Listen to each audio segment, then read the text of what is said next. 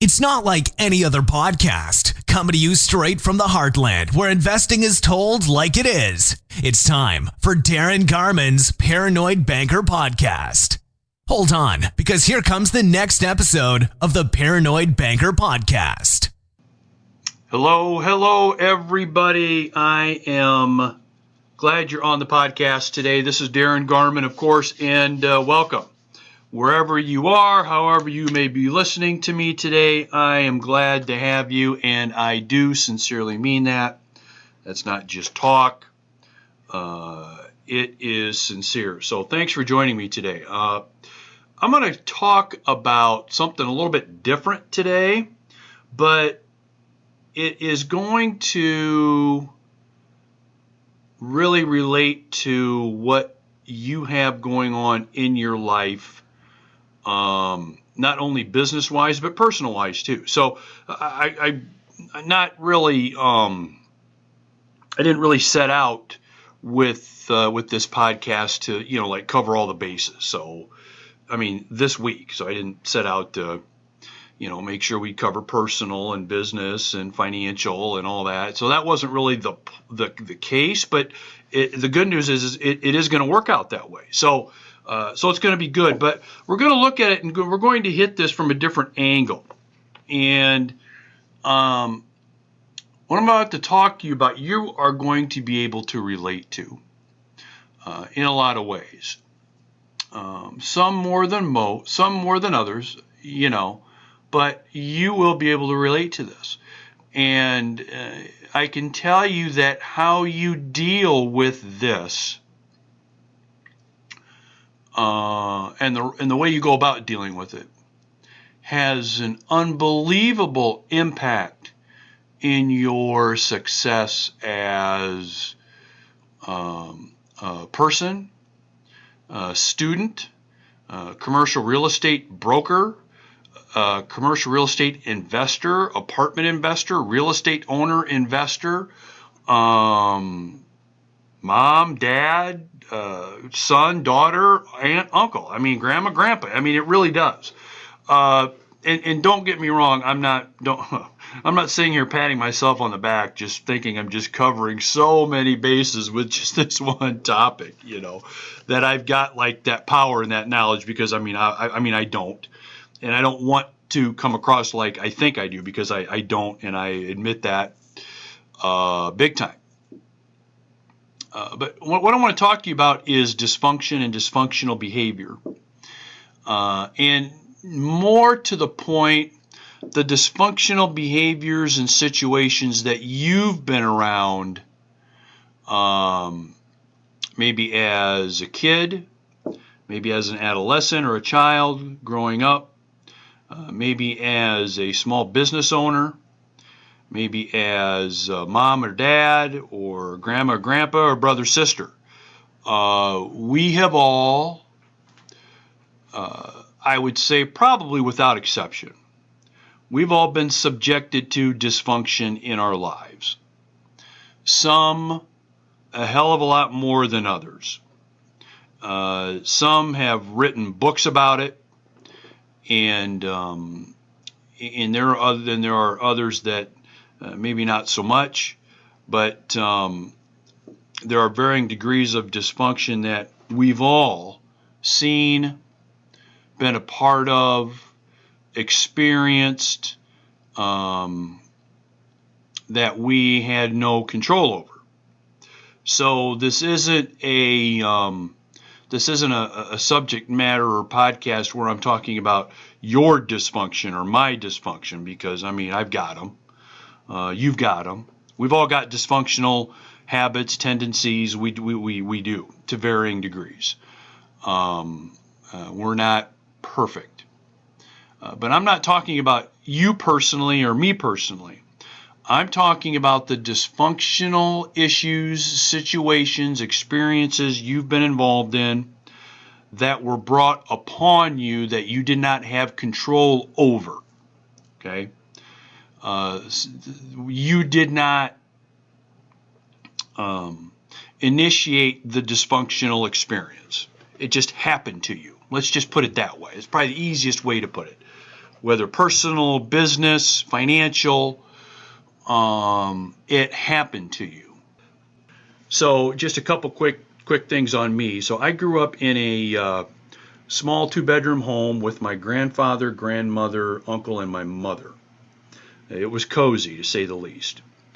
And there was a couple of folks that lived in that household that were alcoholics and had really bad alcohol problems. And, without getting into a whole bunch of ugly situations and stories, it was not fun growing up in that house. As a matter of fact, there's a lot of nights I did not want to go home when I was not at home or at a buddy's house or something. So there's that, and the other part of that that's kind of related to it is, so when I was growing up, I didn't have a father. Now my uncle, thank God, did a great job as filling in as like the father figure for me. Otherwise, I can guarantee you I wouldn't even be talking to you on this podcast. So he did a really good job. But, as a boy growing up, you need your dad. And having a dad around to do things with your dad that dads and sons do, growing up, sharing things, doing things together, the whole A to Z of father-son relationship, I did not have that. In addition, was dealing with the, that alcohol issue in the house. Now, so I'm not doing this to tell you my tale of woe and for anybody to feel sorry for me, because that's not my point. Okay, but let me tell you what I'm getting to, my point, which really is, so what did I choose to do with what happened to me? So I grew up and had that dysfunction going on in my personal life. So what did I choose to do with that? Well, let me tell you what a lot of people choose to do. A lot of people choose to take the easy way out when it comes to being a let's just say an innocent victim, I guess would be maybe a way to put it, of dysfunction. Let me tell you what they do. They take the easy way out, and then they turn into, behave, act like, and steer their lives in the same direction that they were steered when some of this dysfunction occurs, right? So a lot of times alcoholic children themselves become alcoholics themselves. Kids that or adolescents that are subject to, let's just say, physical or mental abuse growing up, a lot of times they can be abusers themselves, and on and on. And that happens a lot. But where I think you and I have our power when it comes to personal kinds of dysfunction that we've dealt with, that we've been, that we've experienced, is not so much taking the way out where you claim you're a victim, you default to the easy way, and you behave and act like what you were exposed to. That's the easy way out. The hard way out is to say the following to yourself. It is to say, what have I learned and experienced so I know what not to do? Okay. So what have I learned or experienced in my life, young adolescent, growing up, teenager, young adult, whatever it is, whenever it was, what have I experienced so I know what not to do? And what am I going to do so I don't do that? That's like the more powerful way to go. And that's the way the successful person goes. That's the direction they go. The unsuccessful person goes in the easy direction of making up the excuse, because it's easy to make the excuse because you're going to get like the understanding, the pat on the back from people about that. oh, I understand you grew up in an abusive family, and I understand, and so you've got a story to tell, and you can always kind of go back on that dysfunctional story. Well, when I grew up, it was an alcoholic situation, and this is the reason why I do what I do. Okay, it's a really easy default. Well, the reason Susan's the way Susan is she grew up in an abusive household, and that's the reason why she's the way she is and acts the way she acts. The reason why he's the way he is and why he's putting 3 12-packs down a day is like he grew up in an alcoholic situation. So what do you expect? And so it's really easy to default to that kind of stuff, I think. But the successful and strong person basically says bullshit to that and says, hey, what in the hell did I learn from all of the shit that I went through? Okay? What have I learned from the shit that I've went through and experienced, so I now know what not to do? Okay? That's like the powerful position to be in here. And that's the position most people should be in. And if you want to be a successful person, that's the attitude you got to have, and that's the outlook you got to have. Okay? But it's harder to do that because there's no excuse making. Right? There's no easy way out. Because, I mean, quite frankly, the reason why people aren't as successful in anything, is because it's hard work. It's harder to be successful. And so when you can take the easy way out of whatever, it's just, well, easier. So it's easier to claim victimhood and this is what I went through when I was growing up, or this is what I experienced at this age, and now that's the reason why. And so, look, I'm not a psychologist, and I don't claim to be one. Promise. I'm just saying this is the way we've got to look at things if you want what you want. Okay? What did I learn through the shit that I went through? Whatever your shit is, and believe me, some are a hell of a lot worse than what I've talked about. And what am I going to not do as a result of that? So I go back to me again, just using me as an example. So a couple things. So let's talk about the alcohol thing. You will not find me drunk and boozy ever, wherever. Now, do I like to drink a beer? Heck yes. I even like IPAs. The hoppier the better, right? I like hoppy beers and I like trying new beers. But you're not going to see me drunk and boozy anywhere, especially around my family. It's not going to happen because I learned I'm not going to do that. I'm not going to be that, right? Like being a father. My dad, not around, okay? So you can damn well bet I'm around all the time. I have been there for all of my kids. I've been a husband to my wife all of the time. And again, I'm not coming across like I'm like Superman here and I'm bragging, because I'm not, because that's not what I'm doing. I'm just telling you that's what I do. That's what I've done. I mean, I've seen 485,000 soccer matches and gymnastic meets and football games and wrestling matches, and that's just the sports stuff. We're not even talking about, all the other things that we've been involved in, or that I've been involved in, making sure I've been there for, with, and by my kids. Why? Well, because there wasn't a dad there for me. And so it's important for me to learn what not to do and, be the guy there for my kids and the husband there for my wife, right? So those are a couple of examples. So that's like the personal side of things. But let's talk about business stuff here for a second. How many of us have been through dysfunctional business experiences or financial experiences, right? That, again, there's a difference between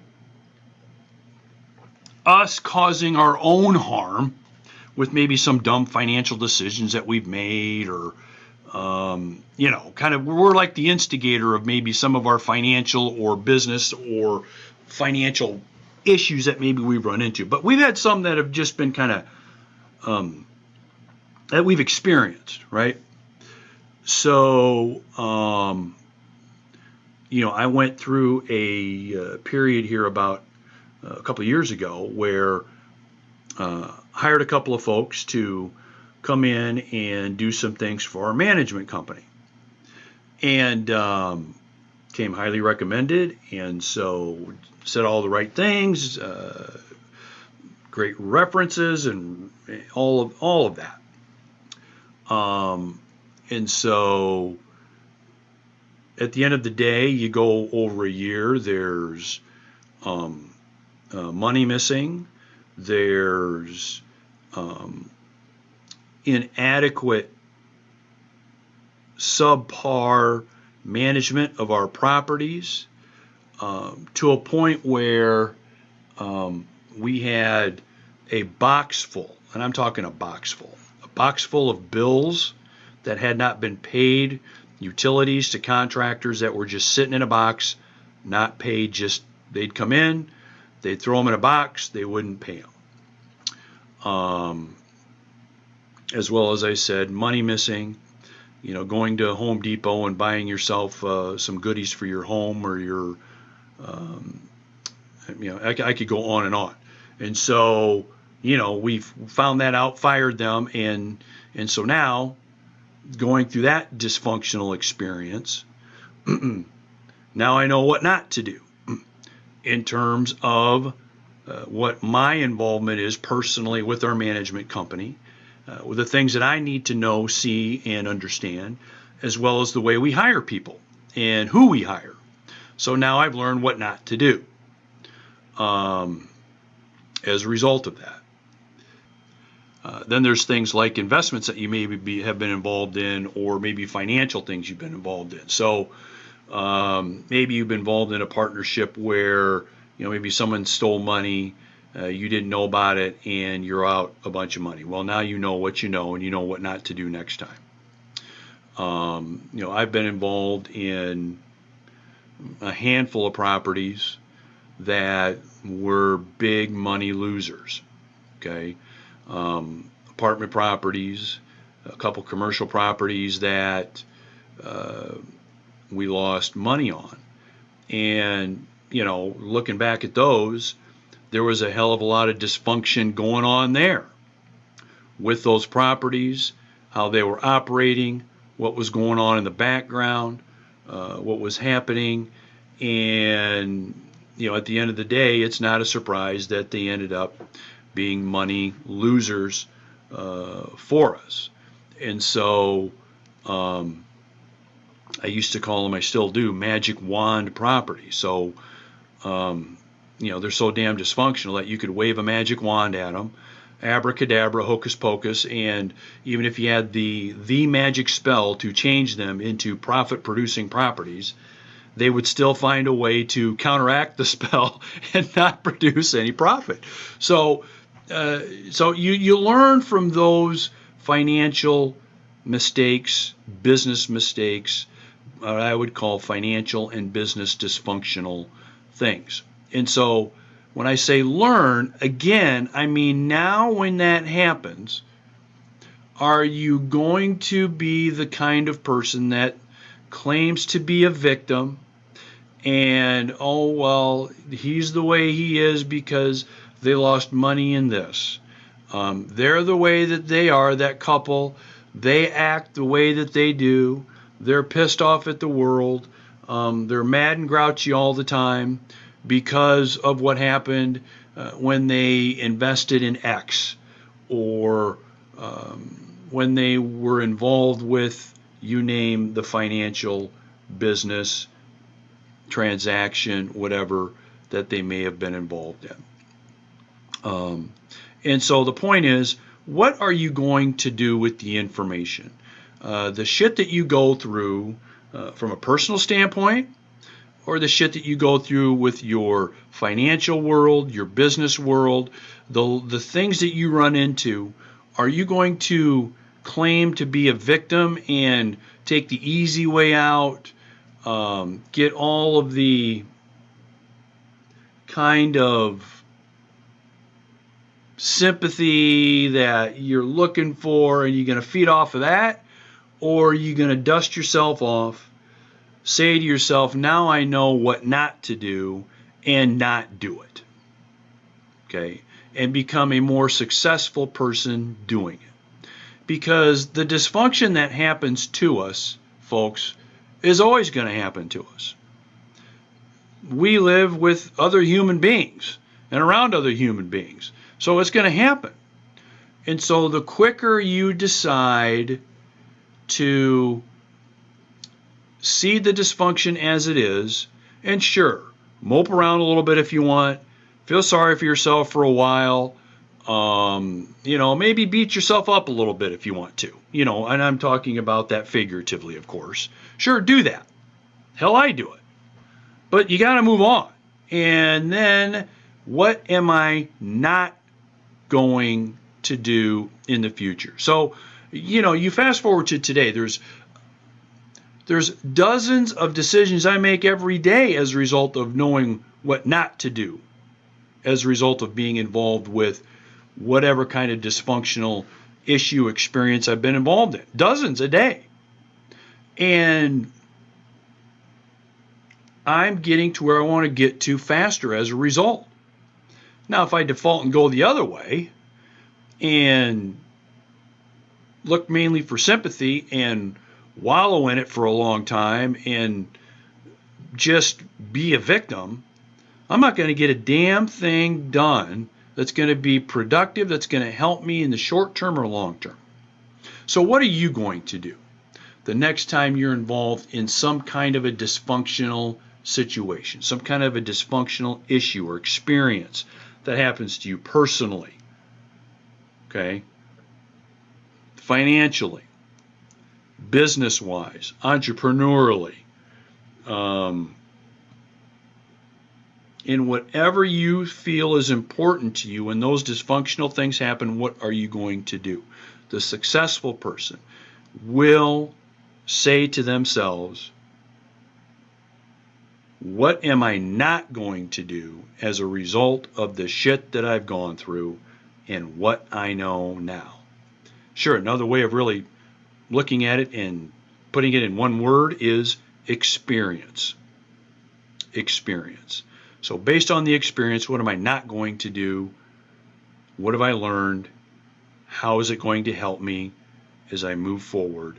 Personally, financially, what am I not going to do? All right. So, hey, I hope this has been a good podcast for you today. I told you I was going to cover both, kind of all bases here. I mean, I hit the personal stuff, I hit the business and financial stuff. We hit all of that. And look, the bottom line is this. If you're stuck in any point in your life on anything, it's mainly probably because of you, right? It's probably because something you're doing. You're slowing yourself down. You're putting the brakes on yourself somehow, somewhere, more than likely in most situations. And I bet you a lot of it probably stems back to what we just covered here. So it pays to at least reflect a little bit, think about it, and make sure you're moving forward, knowing what you know, knowing what not to do,